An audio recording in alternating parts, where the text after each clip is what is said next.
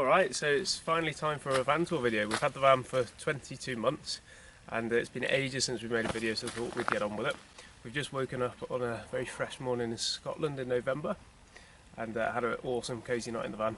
So very quickly, we've got a Ford Transit L4H3, aka the Pimp Daddy. She's called Gwen. We went for such a big van so we could stand up and it's super comfortable inside, but we can also store mountain bikes and things like that in the boot, and as you'll see we've got loads of space. So we bought the van with 85,000 miles on.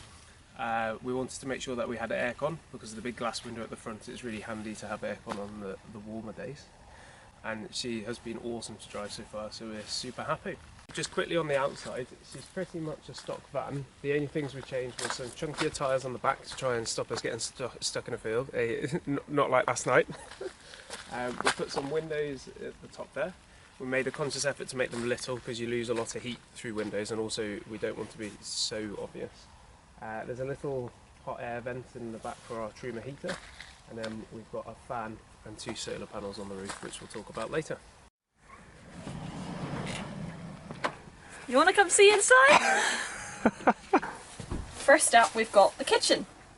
We have an oak worktop which Chris has cut to size, chamfered the edge and oiled, giving it a really nice finish. We've got an 85 litre fridge up at the front. You can see it's got plenty of room for all the food that we need for a week away. You can slide the shelves in and out, and it's got this handy freezer compartment, so you never have to be without ice cream. Next along we've got our oven and stovetop. Lift up this backsplash. We've got 3 gas rings, and the oven below has 2 shelves and a function for using the grill as well. And again, that all runs off of gas. And we opted for one that has a small draining board on the side. We've also got the faucet with hot and cold functions. Very luxurious. Underneath the sink, in this cupboard, we've organised toiletries, a basket for bin bags, washing up liquid, and underneath we've got a little swing bin for our rubbish, as well as our wastewater system. So this jerry can be connected up, and it can collect the wastewater, or we can turn a valve up at the top and have it dumped to the outside, depending where we are. Couple of drawers here for storing the dry items, pasta, rice, biscuits, all that kind of stuff. And then 2 cupboards up at the top, which will organise things into baskets so they don't move around when we drive. So food stuff, and then plates, bowls, mugs. I particularly like these. I found the first one in Urban Outfitters on sale, and then I liked the feel of it so much I went and found the brand and the other things that they did. So I think it's made out of bamboo and corn, so it's a bit nicer than just having plastic stuff. So we've got pasta bowls, and to Chris's delight I also got little mini snack bowls. Lastly is the backsplash. These were sheets of grey stick-on tiles that we got off Amazon, and I've just stuck along this backboard so they sit out a little bit from the wall and look a little bit more realistic. Bathroom facilities.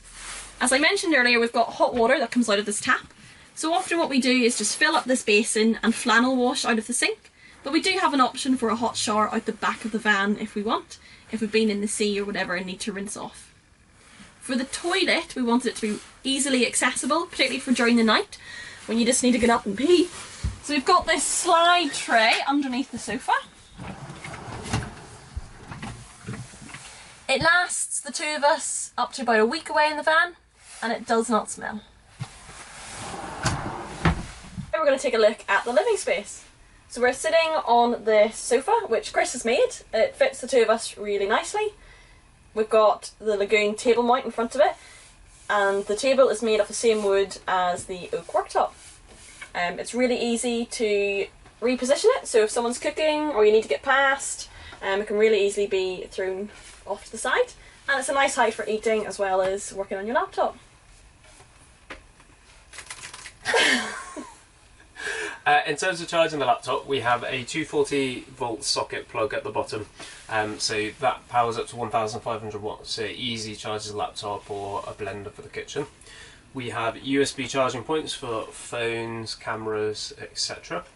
And we also have a very handy hot air vent at our feet, so that warms the living space up really nicely and keeps us super comfy. When we don't want the table in our way, it handily stores behind a slot just behind the sofa, making it super convenient. The living area warm and a nice place to be, we have a Truma system which provides us with hot water and hot air, and that runs off a refillable LPG tank which is in the back. We have hot air vents at the front here to keep our feet nice and warm, one in the cab to keep the cab area toasty, and then we also have a vent in the garage, and that helps us dry off all of our wet kit, which is super handy. So we just set the temperature to whatever we want and it will come on and off on a sort of thermostat basis. It kept us really cosy in sort of -2 conditions in Scotland, and it was like living in a house. It's fantastic. The other thing to mention is the fan. So the fan circulates air out of the van continuously, and that just stops any vapour building up and keeps the place nice and warm and dry. Alright, so once you've come in from the outdoors, you've got wet coats and you just need to get them out of the way. We've got these coat hangers here, so then they're up and out of the way, which is great. And then we have this big storage cupboard, so we can chuck day packs in here. We can fit 2 of those in easily, all of our camera gear and all the random bits and bobs that you just need to chuck away and keep nice and tidy. At the front of the van we've got our open shelf, which I really enjoy, mostly because it was my idea. It's got these baskets full of stuff that you just want to grab real easily without having to go into a cupboard. So there's head torch, wallet, chargers, sun cream, sunglasses, all that kind of stuff. And it's got some space for your guidebooks as well. Above the cab we've got this larger cupboard which we use to store the larger items like our towels, waterproofs, and a big box of Chris's DIY stuff for any quick fixes. So installed this swivel seat at the front for some alternate seating, and we can have friends sitting in with us when we go camping together. It also provides extra shoe storage. Keeps them out of the way and keeps the place tidy. For the van we've got the bedroom. So Grace is about 6'2", 6'3", which means that sleeping widthways wasn't an option. So we had to think of a way of extending the bed down the van lengthways without it encroaching on the living space. So it's an extendable bed which during the daytime can be pushed back like this, and then when you're ready to sleep you extend it out to these bolts you can see here on the wall, re-bolt it in, and then bring this extra piece of foam forward.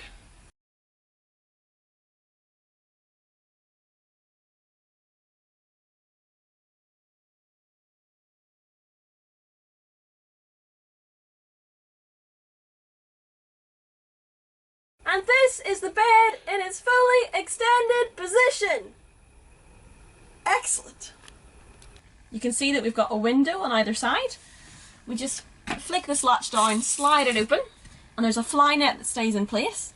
And then it means that the fan is drawing air through over the bed, which is nice during the warmer nights. We've got USB charging points on either side, so we don't have to fight over who gets to charge their phone. And then we've got another set of light switches, so once you get into bed, if you're like, I forgot to turn off the lights, you can just flick the switch. No problem. The 2 cupboards at the back of the van we use for storing our clothes. One for Chris, one for me. Plenty of room in there for all the clothes you need for a week away and all the different activities. Okay, let's very quickly talk about the electrics. So we have a 200 amp hour battery, and that is charged up by 2 160 watt solar panels which are on the roof, and then also a split charge relay, so when we drive that charges up the battery as well. And that's been fantastic, so that allows us to run our fan, lights, an 85 litre fridge continuously, charge all our laptops, phones, run the electric fan on the heater, and we've never really had any issues, have we? No, we've got an app where we can keep track of what percentage charge the battery is at, and we've never run it less than 85%. And that's even in winter when there's not a huge amount of sun. So that stopped us having to install a hookup and depend upon campsites and things like that, so we are truly off-grid. Now let's go look at Chris's favourite part of the van build. Best part of the van where you keep all of the toys. So the whole van was built around sort of an adventure-proof garage. We wanted to make sure that we could store our bikes in the van so we don't have to worry about them being exposed to the elements or being pinched. Other activities that we love to do, so climb, so we can fit 2 bouldering pads in there easy enough. We can also store skis across the top there for when it gets a bit colder and there's a bit of snow. And then we have a gas locker which has our refillable LPG battery, and I'll just quickly show you where we fill it up.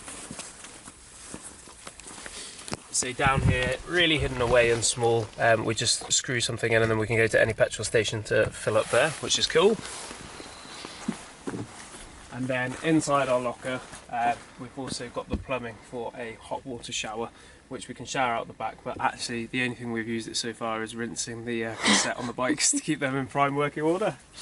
So, on the left hand side we've got a water tank. It's 110 litres and we ended up baffling it ourselves. It's very heavy, and to be honest, for week-long trips we never really fill it up to the max, so we might actually swap it out for a smaller water tank, but we'll see.